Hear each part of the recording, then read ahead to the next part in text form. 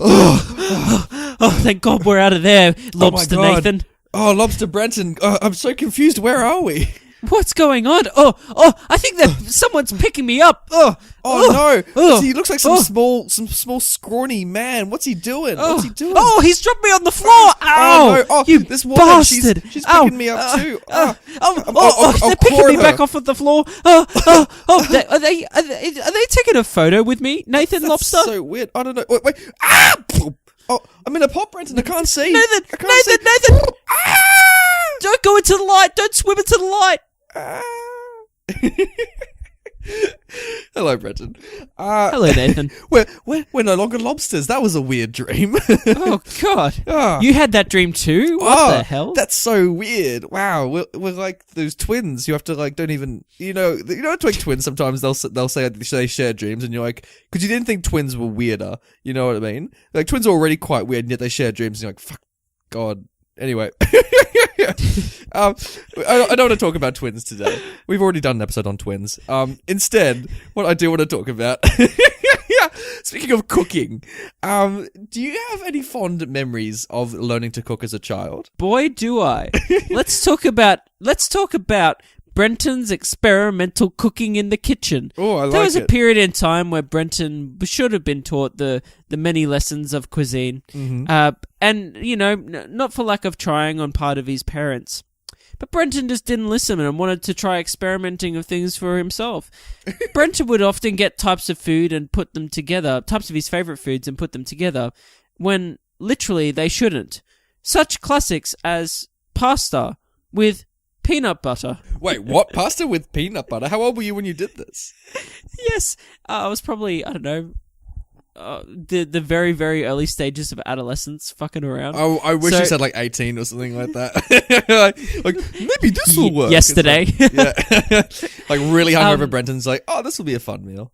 So just imagine, this was literally a dish I cooked for myself. Oh no. Pasta, peanut butter, carrots, and I cooked myself a steak to go with it as well. You did you just like open up your fridge and go, this is all the food that we have. Let's just put this together. Were your family there to witness you make this potion? They saw the aftermath. Oh my God. Did they eat it? Oh, yeah. My sister had some of this peanut butter pasta and she took a mouthful and kind of just went,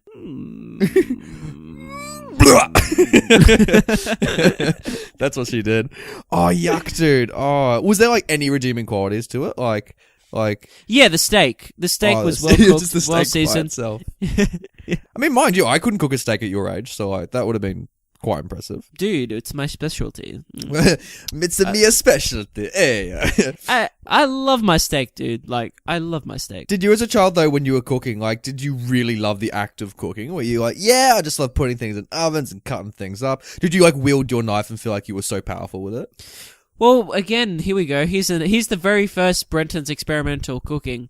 There was a morning when I was probably 4 or 5. Wow. Maybe younger, that I'd woken up. Your parents early. gave you a knife at that age? Like- No. I woke up at like 4:30 in the morning and went out to so we're at this point in time, my parents used to run this resort on the Gold Coast, and so we stayed in like the main apartment.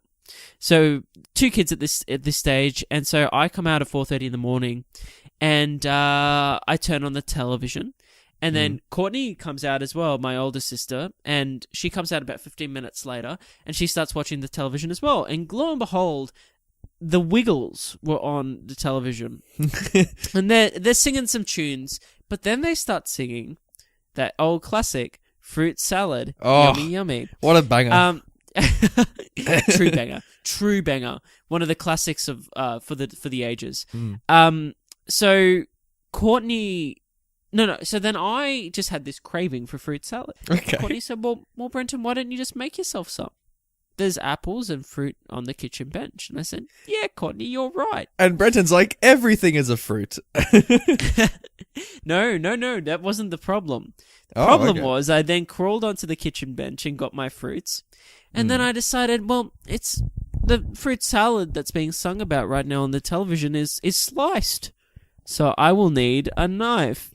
Oh, here we go. I'm on the kitchen bench at this stage, and I stood up, and like mum and dad are good parents. They've hidden all the stuff that I shouldn't be touching on the very tops of the shelves. Wait. Is this the story? Is this the story that explains finally why you have a hook for your right hand?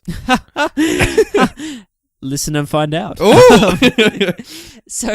So I actually somehow climbed like Tarzan or Jane up up the cupboards and got this, like, I think it was a carving knife, to be honest. Oh my it was God. fucking huge. And I then try to slice an apple as a child that has no concept of that you have to hold something in place to then slice through it, if that makes sense to our listeners. And instead of doing that, I've just tried to like as you would with a longsword, cleave this fucking apple in half. Like Fruit Ninja, essentially. Fruit Ninja. Yeah. Exactly. Like literally exactly. Fruit Ninja. So I start to do this. I swing and I hit the apple, but I'm so weak that the blade doesn't go through the apple and kind of like it gets jagged and kind of deflects off it, like it goes in and out really quick and goes into my hand. Yeah, and like I nearly hacked my thumb off. Like in this, there's still like a little scar there. Oh no! But yeah, like so it went through the webbing of like my thumb connecting to it, and I just went, and Courtney's realized that this is all her fault because she's been encouraging me the whole time, and she just kind of went. She had that moment of going, I should wake up an adult right now to deal with this situation. But if I do, I'm fucked. So she kind of just cradled me and got a bunch of toilet paper, I'm pretty sure, and I sat there like with my hand wrapped in toilet paper for like 2 hours watching the Wiggles calm down until mum and dad came out and were like, what the fuck's going on? Why are you off? And I was like, I nearly sliced my thumb off. That's so painful. You've had way worse experiences than I feel like just your childhood in general is way less pacified than what mine was. Because I never had any major fuck ups like that in the kitchen. Like that's insane. The worst thing I ever did was like burn something or like. Well, what's insane about it is that I swear to God nowadays I don't have the strength anymore to climb cupboards like Tarzan. You know what I mean? to get a knife. So, like, I don't know where that strength came from, especially like as a little one, you know. Yeah, I feel like maybe people say like in times of crises, like the human body gets stronger. Like if you're in an emergency situation, you can lift things you couldn't normally lift. You know how there's that kind of thing. Maybe like you really wanted that fruit salad. It was very important to you, so you've unlocked like this super strength. I think so. I think and like I was a huge fan of the Wiggles. So maybe that had something to do with just it. Like, I just want to impress, Greg from the Wiggles. I feel like basically my life is like David Dunn and Unbreakable. Like, you know what I mean?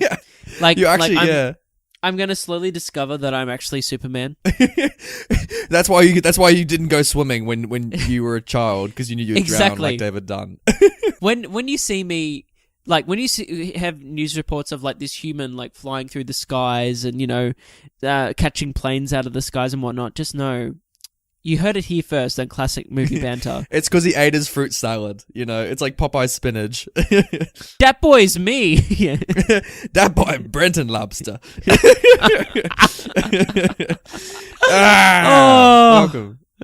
Welcome to Classic Movie Banter. Classic Movie Banter. That podcast where Brenton and a man who's very happy who's not lobster currently. we review movies that are older than 20 years. 20 years. 20 years. 20 years or older. That's our only rule basically, and then I feel like we have some like weird like you know how the drinking age is like 18 years or older in Australia. I feel like we have this like we have like this bouncer who like maybe the movie like Finding Nemo tries to like say, oh, can you review me? And we have this little bouncer at the front of our podcast saying, oh, you're 20 years or older, and poor Nemo's like, oh no, I'm 18, and he's like, oh, get out of here, kids, scurry up. And then every now and then we have a colossal fuck up because we let in a film that had like a fake ID or something, and that should be our excuse if we ever want to review a film that's like maybe 19 years or 18 years or older. We should be like, oh, we looked them up and their ID looked legit, but like we were fooled. Yeah. We post that photo of Robert De Niro's face when he gets arrested at his nightclub. like in Raging Bull, will be like, we thought they were the correct age. Oh man. But yeah, that's basically our only rule, and then we give it a thumbs up and a thumbs down, and then we do some other little, we have some proper banter, and then we move on with our lives until next week. We do. I love Brenton that we move on after these films. Like I have not thought about the iconic film You Only Live Twice since we've seen it, and so we never pick it up again. Yeah, sometimes we come across a good one that really sticks around, and we like to mention that. But yeah. Yeah, what a good film. How's your Valentine's, buddy? Have you been filled with love since our beautiful Bonnie and Clyde episode last week? Do you feel renewed with faith? What did I do this Valentine's Day? It seems so long ago. You know what I mean? It does. It does. I'll tell you what I did. Absolutely fuck all. I've only been in a relationship for 1 year's worth of Valentines, and like. I remember the one time I hated it. I was like, I'm not a fan. Cause as a good boyfriend, I try and, as you say, you try and make every day feel like Valentine's Day and that kind of stuff. But like, and my girlfriend at the time, she didn't make a huge deal of it. But I remember just seeing all these other couples just constantly spread their love. And even in a relationship, I was still sick of it. I thought even as a guy who did feel love, I'm like, I don't want to see this. Like, it's always, Valentine's Day, it's always a thing. And like, I've been in relationships when Valentine's Day's come around and, made a big deal of it. Not necessarily because I believe in the day, but, it's a nice, I guess, token to express that. But you should be expressing that. You shouldn't need a day to express that to the person you love. Ladies and gentlemen, just a word to the wise. But you know what I want? I want the opposite of Valentine's Day. I want like a hate day. You know what I mean? Where you just confront your enemies and you try and like ameliorate that hate. You know what I mean? Yeah, like the film, those films, the Purge series, whatever it is. Like, yeah, that's so good. No, but like literally have like not a purge, but like, well, kind of a purge, but you have like a purge where basically like everyone, all the couples have to fight. And like, basically it's the one day of the year that you can break up, like by law that you can break up or divorce your partner. Oh, that'd be great. Like you have to go through all the legal stuff. Like you just straight up divorce. Like it's just no fees, because people forget when you have to divorce, you have to like do all the paper processing fees and all that kind of stuff. So just like one day we're just forget. Like all those couples who just think about divorce, like you have to pay money just to get divorced. But you have to go through all that. So just one day where or even like you just leave your partner just unannounced and legally you're fine. Like like you just wake up on the day and they're all gone. They all just like join some single cult. That's exactly what happens. I guess, yeah. Yeah. We endorse this on Classic Movie Banter. Like, we're going to say the weirdest shit on there. I swear, Brenton, I'm regretting this podcast. Like, as we go on and on, we're just going to get like more and more sloppy with our words. Like, we're just going to be like, we'll see what the episode brings. But on that note, let's chat about this film that we'll be talking about this week. If you didn't already guess, Annie Hall, released in 1977. Yeah, not in 77, because no other iconic films came out that year, right, Brenton? This is the film of 1977. This is the only one. So I'm gonna invite you into my Hollywood office, Brenton, and you are the exec who I want to fund this movie, so I'm gonna pitch to you Annie Hall. So welcome to 1977, even though you're from the year 1977. I'm sure you've got a beautiful beard and moustache, and you're wearing a cool Hawaiian shirt. So let's do a line of cocaine and then let's talk about this movie. So Annie Hall, it's a movie. It's a movie set in New York. It's 1977, and Woody Allen stars as Woody Allen, and he's this stand-up comedian who what's he doing? He's had a relationship with this girl called Annie Hall, played by Diane Keaton, and they're in their late 20s, I want to say, something like that, and they're dating and it's gone a little bit rocky, and so he's not the character, the actual term rocky. Gotta be beautiful, Sylvester Stallone rocked up in this. Anyway, so they're dating and she's a little bit quirky, he's a little bit, how would you describe Woody Allen in this film? He's not with it either. They're both a little bit insane, so they're perfect for each other, you'd think. But they're not, because, what's this movie about? I don't know. It's you explore their relationship. There's no real overall kind of plot. It's more about, does this relationship survive? You fall in love with this couple and then you ask yourself, does this relationship survive? Annie Hall, the movie. Okay. Here's a budget, I guess. I mean, sure. This. I don't know. Okay, I could have pitched that way better. Tell you what. It's not your pitch. I don't think it's your pitch, by the way. Okay, I'm going to make this rom-com. How about that? I'm going to make a rom-com that in 1977 is going to pioneer all these different things, and it's going to be, and I'm going to make it mostly jokes, but there's going to be a romance plot there, and by golly gosh, is it going to get resolved by the end? By golly gosh, here's your money. Go make this film. I'll be interested to see it. Have fun. Thank you. Hopefully it's going to make some money. Fun fact: this is actually Woody Allen's highest-grossing film adjusted for inflation. So wow, yeah. So, there you go. So yeah, so it's going to make some money, and then and maybe get some awards and be better than all the other films that came out in 1977. Nathan, ripping the Band-Aid off. Yeah. What did you think of Annie Hall? Okay, I've seen Annie Hall before. You haven't. And you know, it's a romance movie, and I love romance movies.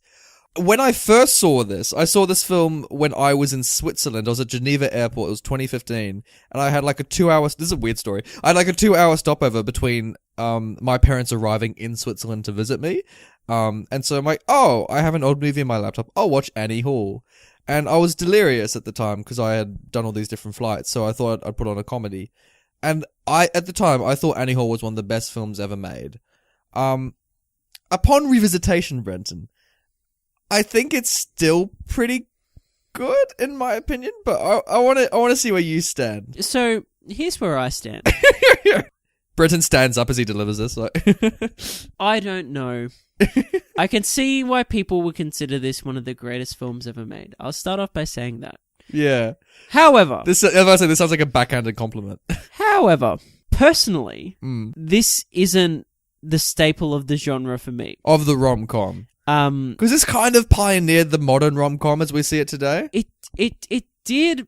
I think, and it's not even that I don't like Woody's humor or his work, because I do. Like I enjoy his other films, like fine. But yeah, this just it didn't hit home for me, I guess. Ooh. On a controversial opinion. I think the ending's really good, really strong. I think there's great laughs in there. The relationship is interesting enough, and it's complicated, which is good. That's really good. It's not a by the numbers film. But and there's some great really creative use of storytelling, from cinematography to the screenplay to perspectives, I guess, in the film.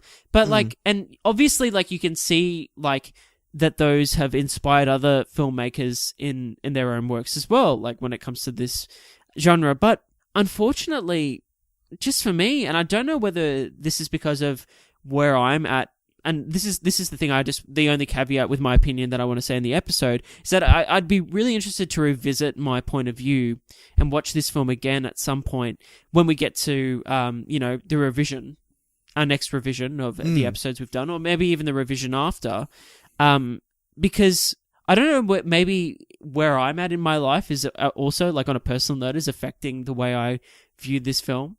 But yeah.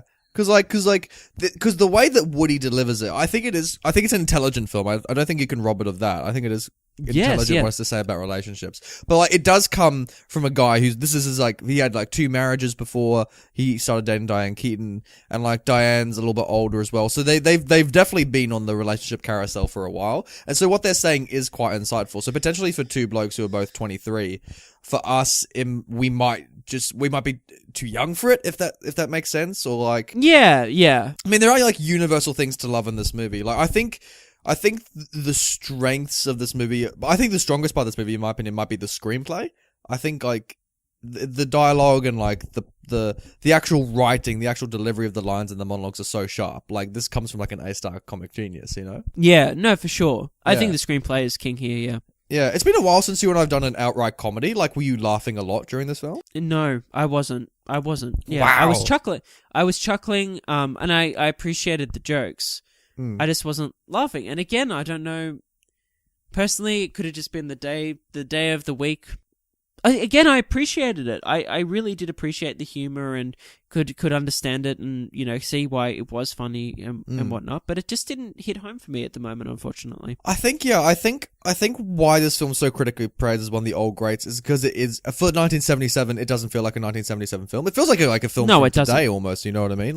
Yeah, for sure. Like, it holds up as far as, like, what it has to say about relationships quite well. I think there was nothing too outdated.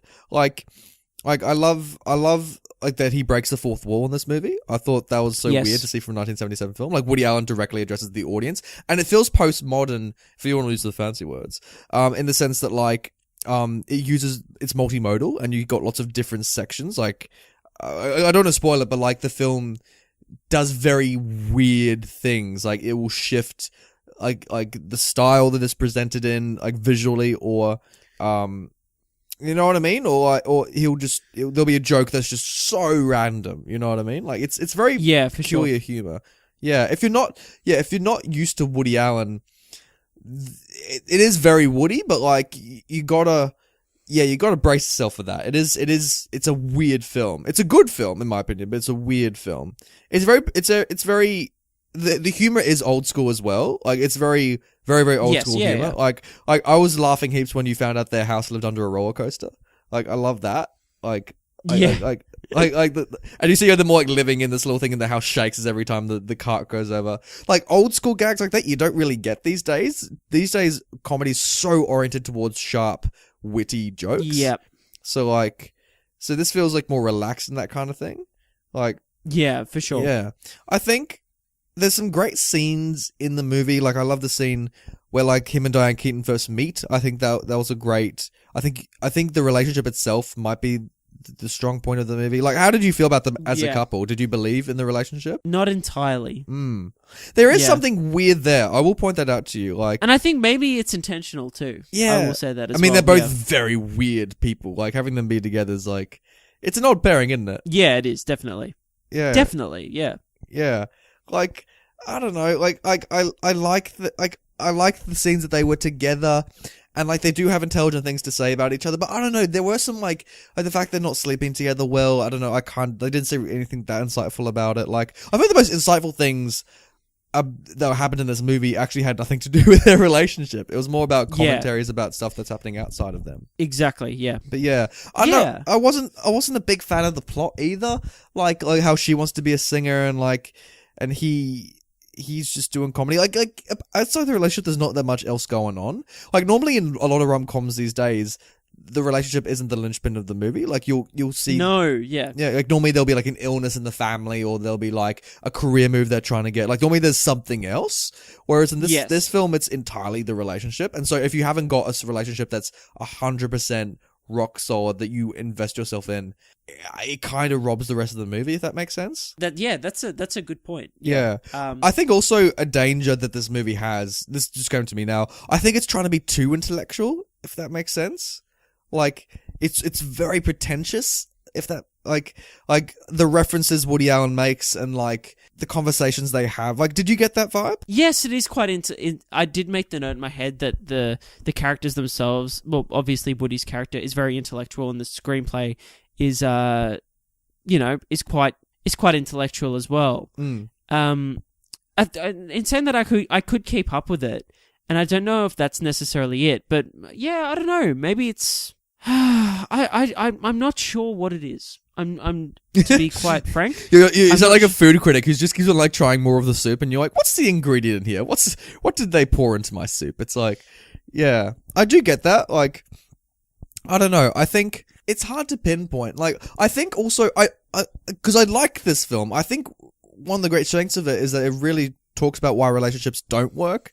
And, like, no matter no matter how much you want a relationship to work, no matter how much both of you really love each other, there's more to relationships than just that. And it really shows how not even like a fellow communication, but just, actually, no, it really shows all the different facets of communication. So, like, how you need to be honest with yourselves in a relationship about what both of you want, because when both of you want different things, you have to accept it's a deal breaker. Yeah, exactly.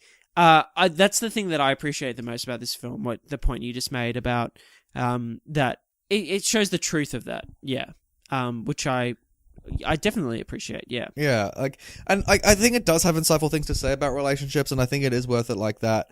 But like, I don't know, the things that make me love this movie are the lines. I think the lines, there are so many quotable, fantastic lines in this movie, and also just iconic scenes. Like, I think there are scenes that have come out of the movie that people would recognize. Like, did you like watch parts of this movie and go, "Oh, this is the movie with that scene"? Yeah, there was specifically the lobster scene. Yeah. And, Did you know that was in Annie Hall? I did know it was in Annie Hall, but I forgot about it watching the film, obviously, yeah. So, and it's great, and it's such a good scene, isn't it? Like, oh, it's a wonderful scene. It's so good. Poor lobsters, but you know. Yeah, I know, the poor things, but like, and it's so good because it perfectly shows. It's such a trivial thing, but it shows exactly their dynamic about like how he's just hopeless and tripping over himself, and she's trying to help, but she's pretty much hopeless as he is, and they're just exactly, yeah. Yeah, and they fail at cooking the lobsters. They fail so much, but they're having fun while they're failing, and that's kind of like the mantra of the movie, you know? Yes, like, yeah. They're failing, but they've had fun, and that, you know, I think, yeah, this is actually in the same way that The Last Jedi almost, like, it's a great film about failure, because, like, they just keep on failing, so... And, yeah. And, like... Yeah. And it's a good lesson about failure, saying, like, look, you're probably going to fail at most things in your life, but hey... let's have fun while you're doing it anyway. So I kind of respect the movie for that. I do too. Yeah. And like, I do like how it feels like an honest movie. I feel like, I don't know, out of all the movie relationships, because we've done a lot of movies so far with relationships in them, and I feel like this is one of the most real relationships we've seen, where like both people are just so flawed, and they just who knows if they'll ever find happiness, but they don't. That's not never the question. It's just more about them just getting by day by day. Yeah, and I do appreciate that as well. That it's not about some overarching goal of fulfillment or happiness. It's just them living, you know, and out of that comes these moments that are, I guess, like, it's a film that makes you reflect a lot. Yeah, you definitely think a lot after. I will give it that. Yeah, it made me, because I remember learning from it when I watched it first in 2015, and I feel like you do grow after watching this movie, so I do think that's a strength of it. I think you do come out of it more insightful. I think one of the best, we'll talk about the lines probably more in the spoilers, but there are some lines that I want to quote later on that really stick with me because they're so clever. Yeah. Well, on that note, like, I kind of want to get into spoilers now, simply because I feel like we're talking a lot. We're dancing around it when we need to just dig right in it. Yeah. Yeah. So in saying that, I'm going to give my score now and revisit this as soon as we get the next opportunity, because I really want to watch this a second time and see what I think. I like this movie, but I'm going to give it a thumbs down. Oh, Brenton! You're giving Annie Hall a thumbs down. Why? Why would this not be a good Thursday night movie? Why would the average person not like this? Or not want to see it? There was a point that I got probably just over the halfway point, maybe 2/3 of the way through, that genuinely I felt done with the film. Wow. And it wasn't in a real negative connotation. I just didn't feel like I didn't have the desire to keep watching it.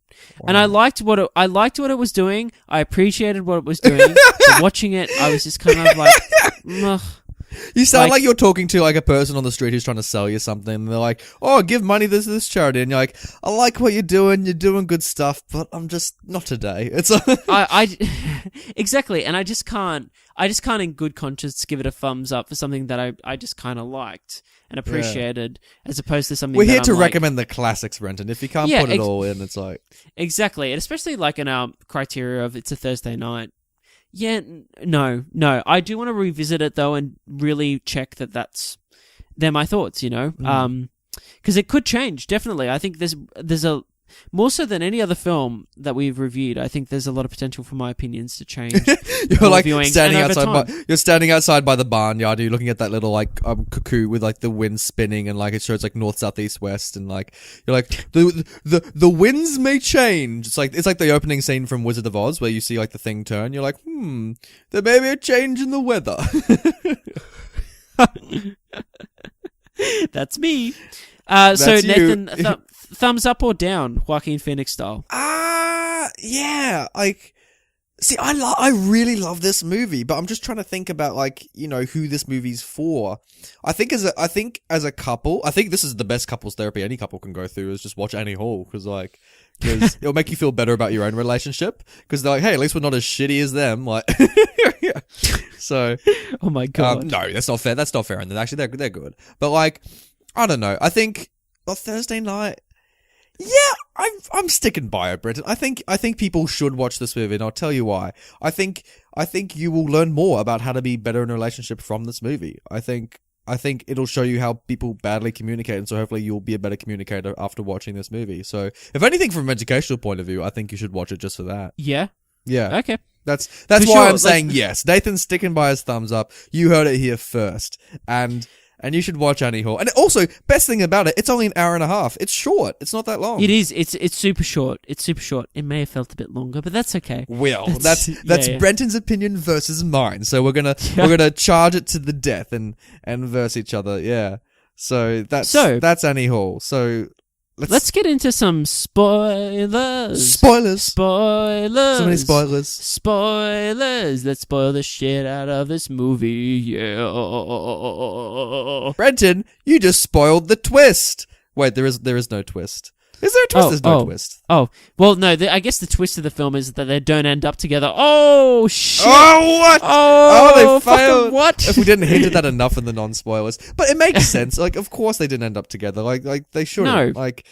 No, they like, the film kind of pitches that they're made out for each other, but they're not really. Like, No. like she was happy in LA. He'll be, like, they're so wrong for each other. They want completely different things. Like, you can so get why it didn't work out. But they still love each other and they still respect each other. No, and I think that's one of the most interesting things is actually the aftermath of the breakup. And obviously they have the meeting in California where he proposes terribly and then has to go back to New York. And then they run into each other again in New York with both their new partners.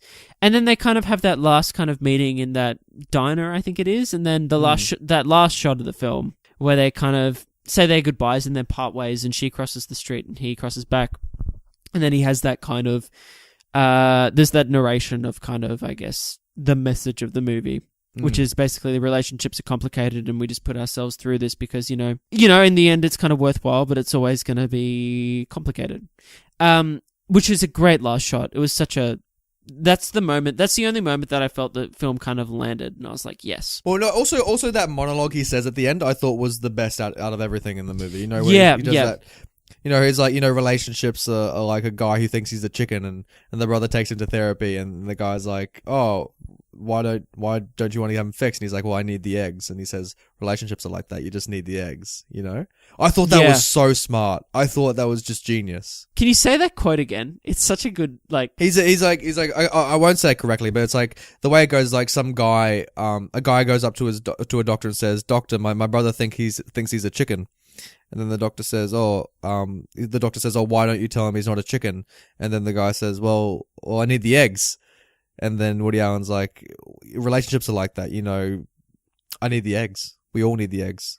So I guess we'll keep being a chicken." Well, it goes something like that. You know what I mean? Yeah, it's a great like because I agree. I thought that was such a nice. Again, it's where the film kind of landed in that moment, and I was like, and it's kind of the thesis of it as well. And he's like, you know, relationships are just bonkers and they make no sense, and I don't know why we keep doing them, but we need the eggs, you know. We need that love and that pain that comes with it, you know, that tumultuous experience you have of falling in love and that wonderful experience of falling in love. So like, yeah, I was moved by that. I was like, God, that's so genius. Like, I thought in the movie his stand up was quite good. Like there are some great lines that he says as he, you know, goes through the movie. I love one of the things I love when he says is when he's at the school and he's like, those who can't do teach, and those who can't teach gym. I'm like, that's so true. Sorry, PE teachers, but I'm like, well, at least like PE teachers back in the 70s, like they were all miserable back then. They're all bullies. You know what I mean? Yeah, exactly. No, there's some funny stuff. I love that teaching and teaching gym line too. I like that was like one of the first lines in the film that I was like, Woody, like, Woody, you're so good. Like, yeah, I love it when he's talking to Diane Keaton and he's like, don't knock masturbation. That's something that I love. Like, he's just so self-deprecating, you know what I mean? He's like, oh, I've been killing spiders since I was 30. It's like, he's just the most, like, loser kind of guy, but at the same time, you gotta love him, like, so much, you know? Exactly, yeah. In terms of scenes, again, the lobster scene was probably one of my favorites. Did you see how that was parried in 21 Jump Street? Remember, like, when they try and do the lobster scene? Have you seen those movies? I have seen those movies, but I can't remember the lobster scene in 21 Jump Street. There's one point where Jonah Hill is trying to cook lobsters with Channing Tatum, and they just recreate it. And then I think later on in 21 Jump Street, Jonah Hill and Channing Tatum have an argument, and so Jonah Hill tries cooking the lobsters by himself. And it's so funny. Like, they do a good parody of it. I need to watch that film again because I really love that reboot. And they're so good. They're so good. I argue that the two Jump Street movies are probably the two best comedies made this decade. They're pretty. They might be. They're pretty bloody good. They are. They hold up so well. They're so sharp. Maybe throw Bridesmaids into that mix, but they're probably the best. I've yet to see a better comedy. Like, yeah. I laughed so much through both of those films. They're so funny. I know, and they're both good for different reasons, and they're both so good. Oh. Exactly, yeah. Yeah, I quote Ice Cube so much when I go to a buffet, and you know when he finds out that Jonah Hill's sleeping with his daughter in the second one? Oh, yes. It's such a good scene. And it's such a good scene. It's so good. And whenever I go to a buffet, we should have done this in our top 7 lines. Whenever I go to a buffet, you know when he goes up to the guy and he's like, "Do you like fruit? I like fruit." And he just like starts helping himself. Hey, waiter. Yeah. Every time I go to a buffet, I do that. I go to the fruit section and I'm like, "Do you like fruit? I like fruit." And I just keep dumping it in. It's so good. Hey, Doug. So what's up, funny, Doug? Yeah. It's like, hey, get him some water. He's been through a lot. He's black. Like, oh. Yeah, that's my favorite line. Yeah, get the man some water. He's been through a lot. It's so good. And then the parents ask Queen Latifah where she's from originally, and she's like from like Detroit or something like that. Like, it's just, it's so good. That scene's perfect. It's a great scene of tension as well because you know exactly like what each character wants. You see exactly the conflict, and it's just so black and white. And that scene in the film where it's revealed who that girl's father is, I literally like lost my shit when that happened in the film. Because you don't see it coming as well. And the music and everything that happens in that moment is so funny. And then it just hard cuts to them in that buffet at the dining table. And it's so awkward. It's so funny. And then continuing from that, the scene in the police house where Channing Tatum finds out about it. He fucked the chief's daughter, and he's like singing around like, Schmidt fucked the captain's daughter. And he's like jumping, he's like skipping around and everything. And then what is it? Doesn't like Jonah Hill get tasered or something like that afterwards? No. Yeah. But I love the lead up to when it's like, it's just a shot, like Channing Tatum's trying to like report on the case, and then you just hear this Velcro go shh, and it just like cuts to Jonah Hill, who's and like, there's like a little like ding, a bulletproof vest, and then so he gets tasered. I'm pretty sure. Oh, I think he gets tasered like in the balls or something like that as well. Yeah. Oh, it's so good. Oh, I love 22 Jump Street so much. I love both of them as well. Like, they're just, they're so good. I love the Johnny Depp cameo in the first one as well, because that's like the biggest like twist as well. You're like, oh my god, yeah. You're like, holy shit, Johnny Depp's in this thing. Like, yeah. And he's there the whole time when he pulls off that nose, dude. Like, it's crazy. Oh, you're like, this is remarkable. Like, this is the best thing ever made. I'm like, and then they just fucking murder him, like, brutally, like...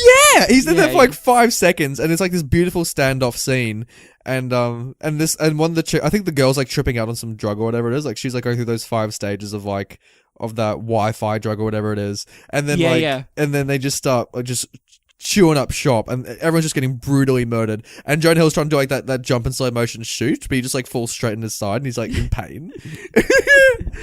Dude, I want to watch that movie again. It's so good. It's one of my favorites. It's amazing. Oh my god, watch 22 Jump Street over Annie Hall. It's like, it's such a good movie. Like, but I still love Annie Hall. But speaking of celebrity cameos, there were 2 in this movie where I'm like, they're in this movie, and I lost my shit. Which of the 2 actors do you want to talk about first, Brenton, that made a surprise appearance? Both of mine I actually want to talk about in the trivia section. In different sections in the show, I should say. Not one in the poster section and one in the trivia section. Okay, we'll save Goldblum and Walken for that part then. But just side note, loved both of them. Thought they were both great. Wait, no. let's talk about Goldblum, because I didn't actually pick Goldblum in the film. Did you not know he was in it? No. Who Did you not spot him? You didn't spot him? No. What? Okay, so you know when she's at the LA party and they walk past a guy who's on the phone and the camera lingers on him for like 5 seconds? Do you remember this? No. A guy on the phone. Oh my god, that's Jeff Goldblum. Like it is like it's like young, like our age right now, Jeff Goldblum, like younger than anything else. We're at the LA party and the music producer guy like walks him around the house as a tour. You know that moment like that, and they walk past one guy's on the phone and the camera lingers on him and it's Jeff Goldblum and it shows him for like 5 seconds and he's like and he's being awkward. Jeff Goldblum is like I don't know, did I leave this thing here or I'm there? looking up a photo of this right now so I can understand. You got to see this thing, man.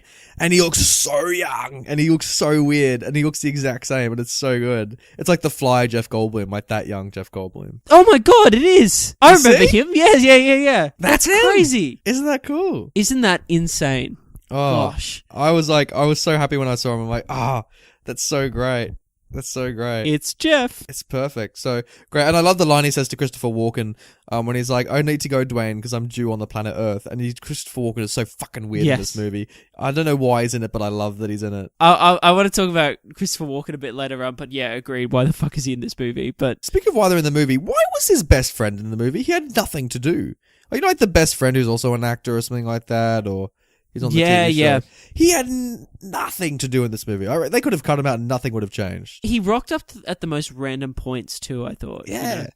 Did he even get a name? I probably did get a name, but God, I can't even remember. I'm like, I don't know why he's doing that. Like, yeah. There's some iconic parts of this movie we should mention in spoilers, Brenton. One is the subtitle scene where they're talking, but you can see their thoughts as subtitles. I thought it was good. I thought it was a good moment. Again, it's not like... Also, you've seen 500 Days of Summer, which also does it, and you probably saw that first. Exactly. So I've seen like other films that have like done it. So it's not like surprising or anything, but it's probably done better. I mean, like it's actually interesting like dialogue that's like being put in the subtitles, and the performances are great too. So yeah, it's really well done. Yeah. I mean, I'm impressed by it. You know, I like that he did it. I thought it was insightful, but yeah. Can we talk about the random Disney animation moment? Yeah, what was that? That's so random. Why was that in the movie? It's great. It's pretty funny. It's great that it's there, but yeah, why is it in the movie? I don't know. Because he's like, oh yeah, I'm sexually attracted to the Snow Queen. You're like, oh, what a funny line, what a cool gag. But then it just cuts to him with the Snow Queen, with like the biggest boobed version of her you could possibly see, and I'm like, I don't know if it needed to be in the movie. Like, I don't know. There were some asides I did find awkward in the movie. Like, I don't think all of the jokes landed. I don't know. There were some parts where he just like talked to the camera and where he broke the fourth wall, and I'm like, this doesn't need to be here right now. Like, I liked the animation. I liked that it was there, but it kind of felt a little bit flat. I'm like, let's go back to the actual scene. I don't know. Yeah. But I don't know about anything, Brandon. I think it's worth mentioning, but yeah, it is. One joke I did love. I love when, because actually, you know what really hit home for me is when he walks up to that attractive couple and he's like, "You two look beautiful and happy. How do you make it work?" And they both just like, "We have no personalities. Like, we're idiots." You know what I mean? Yeah, I loved that scene. Like when he goes up to a bunch of people. That was again like so creative. Like just.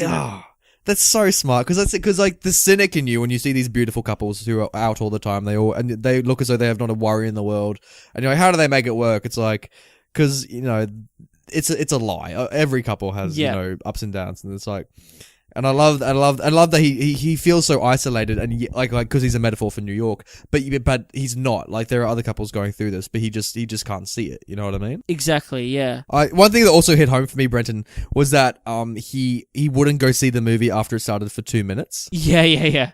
Like I thought that was so great. What's like your line when it comes to seeing movies? Like how far into a movie can it be for you to say no? Like you can miss the first 2 minutes, but like what's like. Like a movie you want to see, not that's like just on TV and you're just sitting down to watch, like you deliberately want to see.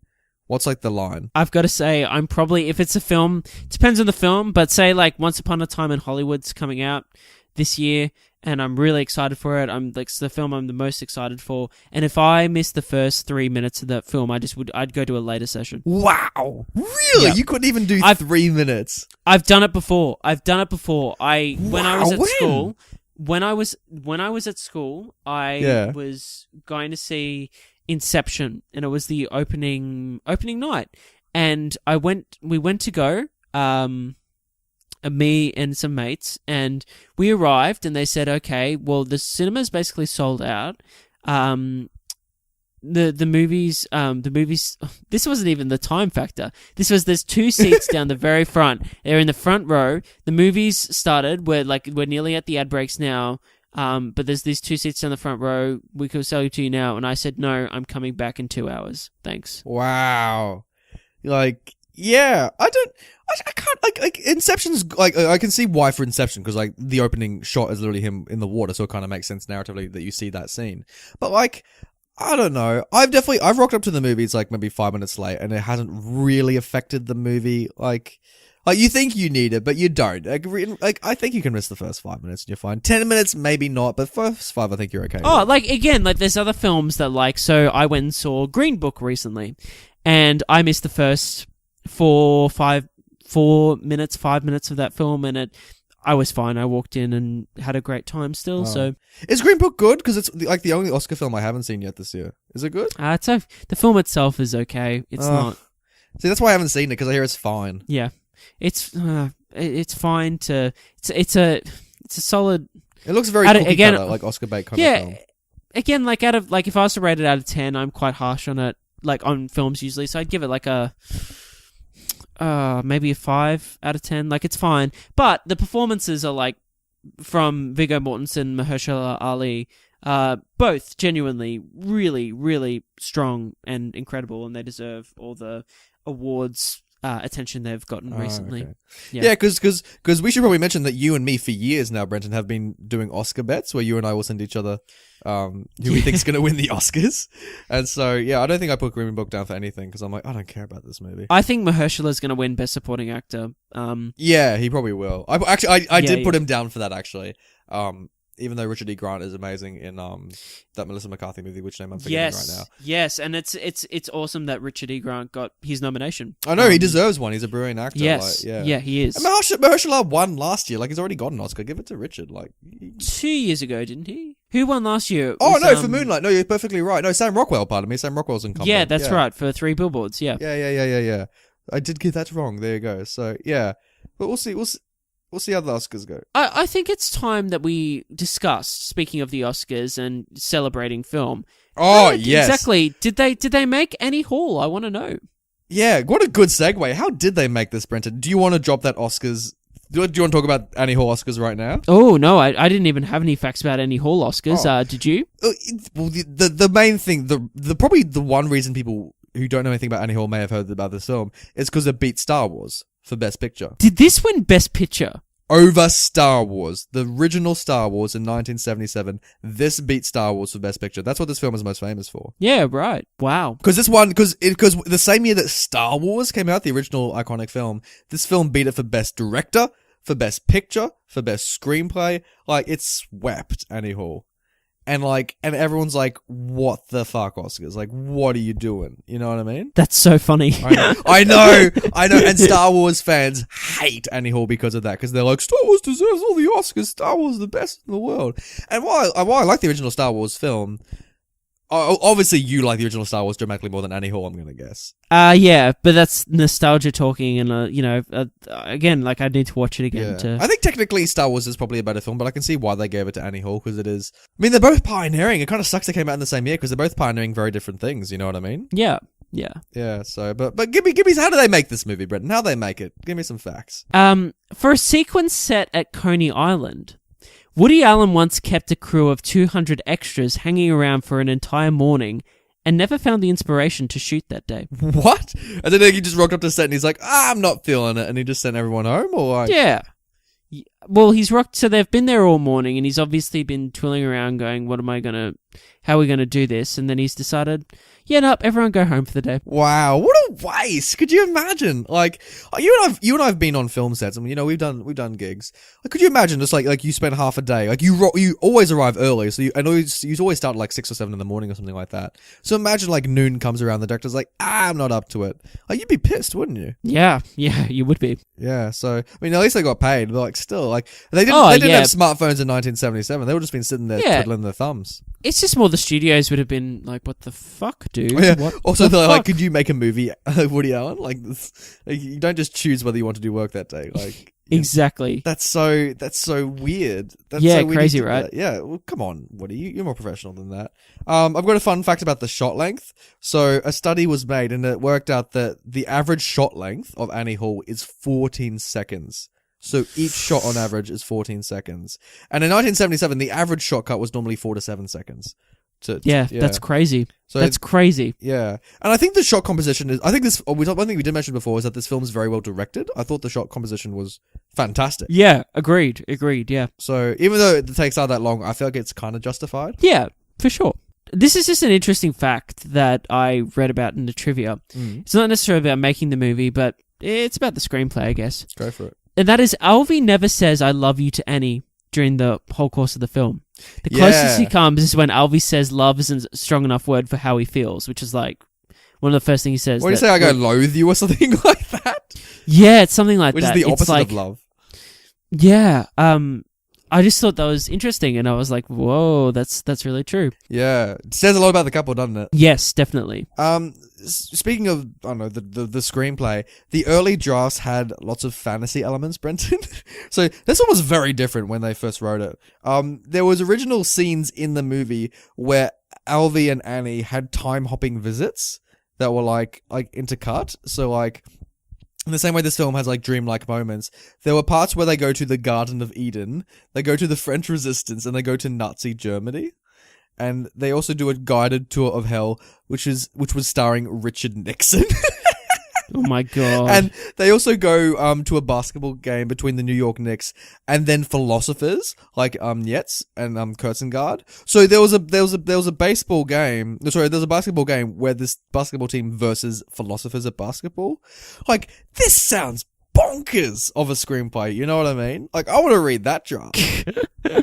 Yeah, I do too. I'd kind of be interested to read the draft and like, how do they make that work? Where they go to the Garden of Eden and to hell and then Nazi Germany and then this. How did they do it? Like, I probably did work, hence why they got rid of it. But I just want to know. I just want to know where it came from. Like, why he thought that'd be a good idea in the first place. I see you've got this fact as well, but so I'll read it out. You go for it, dude. Alan's cocaine-induced sneeze was the real thing. Yeah. One of the biggest laughs in early screenings of Annie Hall came upon watching Alvy's voluminous scream which spread a container of cocaine around the living room of his flustered friends. Now, it's tough to imagine a better way of... You said scream instead of sneeze, and it just made me think of what the scene would have been if he just, like, the guy opens up his cocaine, and then Woody Allen just lets out this, like, ah! And the guy just, like, flips up the cocaine and it just goes everywhere, which would have been so much more funny. Oh, that would be so good. There you go. Yeah. It's tough to imagine a better way of capping such a sequence, but in fact, the moment was born on set, and the sneeze was real and unexpected and stayed in the movie thanks to test audiences' resultant delight. Oh, it is pretty funny, man. It's so funny. It's one of those great jokes in the film that's just like... Also, because it's so much cocaine. Like, the guy said, like, this is worth, like, $2,000, and he just sneezes it all away. And it's just... oh, it's so good. Yeah, the reaction to it is just, like, amazing. The guy's so like, funny. you idiot. Like, oh, he is such an idiot. I love him. He's so good. There was also one scene when he was making this movie that, Woody Allen, there was a deleted scene where he's driving along a motorway in New York and a traffic light suddenly comes to life and the traffic light talks to Woody Allen. This is a genuine thing that they shot and put in the movie. And the traffic light is like, oh, you should get back with Annie Hall because I'm a traffic light and I'm going to go from red to green because it's a metaphor for your relationship. And Woody Allen's like, okay, I'm going to do that. And he turns his hot tail around. And by the way, how bad of a driver is Woody Allen? Side note in this movie. Like, it's painful to watch. Absolutely terrible. Like, because you think Annie's a bad driver, but he's even worse. Like, oh, he's so bad. But anyway, so they shot that scene, and then Woody Allen, like, he hated it so much that he tore the film out from the editing studio, and he threw it in the East River of New York. Like, like he literally destroyed the footage. That's crazy. That's so funny as well. But Nathan, yes. Now that we've learnt how this film was made, let's talk about the marketing and look at this film's poster. All right, let's look at it. So, Annie Hall, what do you think about this poster, Mr. Brennan? It's a good poster. I have one issue with it, though. Is it good? Tell me about the issue. I think it's a good poster. My issue with it is, why the fuck are all the names of these actors on the poster? Yeah. Like, Woody Allen and Diane Keaton. That's it. That's all you need. You don't need what anyone. the hell is... Why is Christopher Walken on there? He's in it for like This is one my point about scene. Christopher Walken. Why is he there? I feel like maybe, like, I don't know, one of his old films must have just come out before this movie, so they thought, oh, a Christopher Walken movie, that must be quality. You know what I mean? It's not. It's not good enough. It's not good enough. No. By the way, I love that this is our first Christopher Walken film that we've done on the podcast, not any of his other iconic work. Like, this is it. Like, A Nervous Romance. I like it. I like Yeah. it. I like this poster, dude. I think it's good. I don't know. It's a weird photo of the two of them that they chose. Does she even wear that costume in the movie? Like, what even? It's like the scene where they walk on the beach. It's in the movie for like 1 minute, if best. But I like it. I think it's a good summation of the relationship and kind of... Yeah, I don't know. I think it's a great poster. A Nervous Romance. Why is it in quotation marks? I don't understand why it's in quotation marks. I don't agree with this poster, Brendan. Also, it makes it look like the movie's going to be in black and white. I think it needs more color. Did you say you had an idea for the poster before? You said you had... No. My idea for the poster was get rid of all those names. I don't know. I reckon it should just be a photo of him like throwing in the lobster with Annie. Like, it should just be something like that, or maybe it's like, it should be them like having therapy, but with like the split screen, and like they're both on either side. I reckon that'd be a good one because it shows the division of the relationship. Maybe that'd be a good poster. Yeah, that's not bad at all. Yeah, there you go. That's how you do it. There we go. So let us pass it to the people. You don't want to talk about the title? What? The title? You want to do some title talk? I mean, we can pass it to the people. Oh well, let's do a quick title talk. Annie Hall is Annie Hall is Annie Hall in Annie Hall? Oh, I'd have a think about that. Like, I mean, who even is Annie Hall? Like, are we not all Annie Hall? You know, maybe. No, I think it's a good title. Like, so power to the people. Let's pass it to the people. The power, yeah. This makes me wish. Oh, you know what? Now, watching you sing, this would make me think that Annie Hall would make a great musical. It actually would. I think it actually would. Yeah. Now that I think about it, I'm surprised no one's adapted it to a musical. I think this would be perfect for a musical. Like, genuinely. Could you imagine? Like, genuinely, could you imagine? Like, you see it on stage and suddenly all these dancing lobsters just come out in the background. For fuck's sake! Oh, it's like the Amanda Bynes show. Do you remember that? The Amanda show. Yeah. And they had the dancing lobsters. Oh my god! It's exactly that. It's in that. What did she used to say when the dancing lobsters came out? She was like, "It's lobster time" or something like that, and then like the dancing lobsters would just come on out. Look, the Amanda show, I think in retrospect, is a bit shitty. Like, I feel like when that show came out, like it was the thing. Like it was on Nickelodeon. It was like, fuck yeah, it's the Amanda show, and you'd watch it all the time. But when you think back to it, what the fuck was really going on there? That was such a weird show. Like, it was funny. It was probably one of the best shows I saw as a child, but.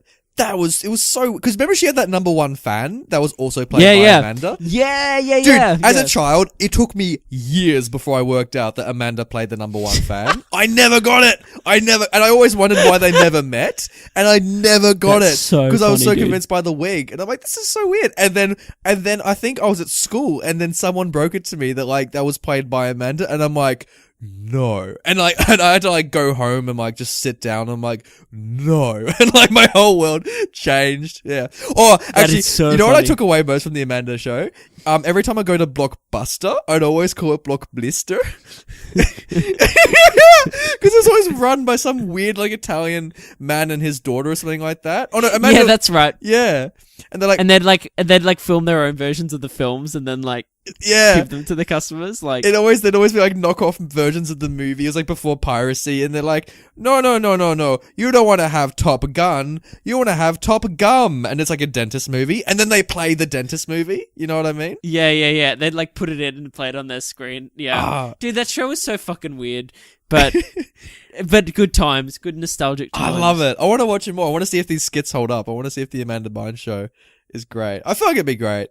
Yeah. Holy shit. Annie Hall has 97% on the tomato meter. It deserves it. It was pioneering, man. It's a good film. At the moment, I'd put it in the 80s. Okay, okay. So just to make a point. So on Rotten Tomato, out of the user rating, so this is just the audience one, 153,000 people have given the movie ratings on Rotten Tomatoes, and 92% gave it a thumbs up. Just to prove a point. Okay, so Stephanie Watts, One Room with a View. Annie Hall may be 40 years old this year, but it still holds up as a great romantic comedy that is simultaneously hilarious, sweet, and at times unexpectedly sad. Does it hold up? Yeah, like I think so. I think so too. There's nothing like too outdated, I think, in the movie. Oh, you know what? Watching this movie made me grateful for? How great is it that we don't have to line up for movies like they did back then? Oh, thank God. Thank the gods. Though I've lived through that. I've lived through lining up for a film. Like, oh, really? Like recently? Yeah. Or like... Oh, no, not recently, but back in the day. Like, early 2000s, like, in our lifespan, we experienced that. Before they had you just buy the ticket online, you just scan the barcode. Like, yeah, and it sucked, and it's so bad, and I'm so glad. You always forget once it goes, like, how bad it was, but, like, thank God it's gone. I'd hate it. David Kerr from the Chicago Reader, Chicago, he loved it, and he said... Actually, maybe he didn't. He said, visually and structurally, it's a mess. But many of the situations are genuinely clever. And there are plenty of memorable gags. Yeah, I mean, I don't know if it's a mess. Like, it's... I wouldn't call it a mess, no. No. But yeah, memorable gags. I mean, like, it's not structured traditionally, I guess, but there's still structure there. Luke Y. Thompson gave it a rotten review and says, I imagine it was probably more groundbreaking when it came out, which is a fair point. But again, I don't know if it deserves, and this is coming from someone that gave it a thumbs down. I said I liked it though, and we'll give it a 5 out of 10. I don't know. I don't know whether you'd rate it like a 3 or something, you know what I mean? That seems a bit harsh. But Terry M, who gave it 5 stars, says it's as fresh and smart today as it was when it was released in 1977. This is still my favourite comedy film of all time. This should be my favourite, I think. Like, what? Do you have a favourite, Brenton? A favourite comedy of all time? Well, look, I think my favourite romantic comedy of all time is still When Harry Met Sally. Oh, true. Actually, yeah, of course you do like it. Yeah. You know what recently my favourite rom-com has been? It's been a movie called The Big Sick. Which came out. Oh yeah, yeah. Of course, Have you seen Ray that? Romano's in it. Yeah, I haven't seen it yet, but I really want to see it. Yeah, it's so good. Like, because I had no expectations for that movie. I was in. This is a weird story. I was in Cambodia, and I was on a bus for 6 hours from Phnom Penh to Chinookville, and I had nothing to do on that bus. We were going through this really rocky, horrible road. It's very run down, and so I opened up my laptop and I'm like, oh, maybe I'll put in a movie, and I put on The Big Sick. And dude, I was so moved by it. I thought it was so articulate and just on just relationships and interracial relationships and how disease can affect a relationship and like and everyone's brilliant in it and like Holly Hunter's great in it and Ray Romano's like the best I've ever seen of him in it. Like 100% watch Big Sick. If you want to see a movie, watch that movie. It's so good. But that's probably my favorite rom-com. I'll have to give it a watch. Yeah. Yeah. Also, have you seen Trainwreck? Yeah, I like Trainwreck's okay. It's yeah. Do you love Trainwreck? Yeah. I like it. I like it a lot, but I do admit it has faded over time. Yeah, it's okay. It's I like it. It's okay. Isidore H gave it 1.5 stars. What? Disagree. What? Despite the technically clever writing, I found only Annie Hall to be interesting only at small times after the first 20 minutes. The plot jumped all over the place and Woody Allen is a much better writer than actor. Yeah. I don't know. Yeah. I don't know. I feel like the screenplay probably is better. I mean, I feel like the screenplay would be remarkable than the film. Although the film is quite good. I don't know. I disagree with you, Isadore. More like, is she wrong? That's her name now. I got him. Asmodeus, 8 months ago on YouTube, said, anyone who thinks this is boring has a low attention span, and yes, this is better than Star Wars. Whoa, what the fuck? Wow. It's a reason it won Best Picture back then. There's a reason it won Best Picture Thanks, back then. YouTube grammar. Whoa, he's just throwing the soup. Controversial opinion. Nah, look, the more I think about it, this ain't better than Star Wars, given at the time especially, but it's a good movie. And I agree that, like, it's not... I didn't find it boring again. There was a point that I was done with it. Yeah. Yeah, like, I think I'd watch Star Wars over this, but, like... but I think that's, like, our personal taste in movies. Yeah. Scott M, he said it was okay. He said it has some funny moments. Most of it's entertaining. Not a huge fan of Woody's movies myself, but I don't hate it. I'm curious with this review, how does this rank compared to other Woody Allen films you've seen? Have you seen other Woody films? Yeah, and to be honest, like... I don't know, like, it's up there. Like, it is up there. Because I haven't seen that much of his work. I've seen his more recent stuff. I've seen, like, Midnight in Paris, and I've seen Blue Jasmine, but I think that's it. Would you say this is your favourite? Of the three of those, I really love Midnight in Paris. Probably, I think Annie Hall is a better film than Midnight in Paris. I think, as a film. Yeah, I think it's better. Sure, yeah.